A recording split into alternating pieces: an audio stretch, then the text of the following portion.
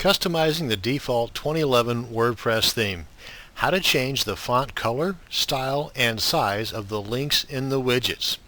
Now let's take a look at the theme before we apply our code. Just scroll down here, and here's some examples here of links. This too is an example here. Basically anything in the widget area that you can click on and it will take you somewhere else within your site or elsewhere is the link that I'm referring to, being able to change the font elements, whether it's the size, the color, or the style.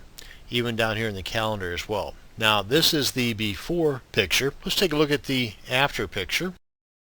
As just an example, changing the color, the font style, and even the font size. Now let's go ahead and take a look at the code that we're going to use to do this. Now there's only a few spots in here that we can use, or that I would suggest that you use to make any customizations. That would be the top three: the color, the font family, and the font size. Now you can change the weight if you'd like, but I would leave that alone. Text decoration you can change as well, but unless you know what you're doing, I'd leave that alone.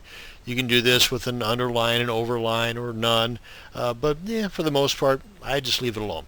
But the font size you can change, bigger, smaller. Again, these elements here would be something to consider in conjunction with the rest of the scheme of your theme. Let's go ahead and copy this into our clipboard and add this to our style.css. And I'm using my child theme style.css. Now if you're not using a child theme, then just copy this code and paste it into the very bottom of your parent theme style.css.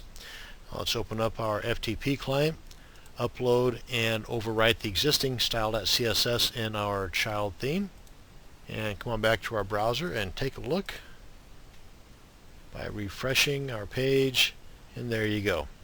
You see even down here in the calendar it was affected whenever we changed the font style, font size, and font color.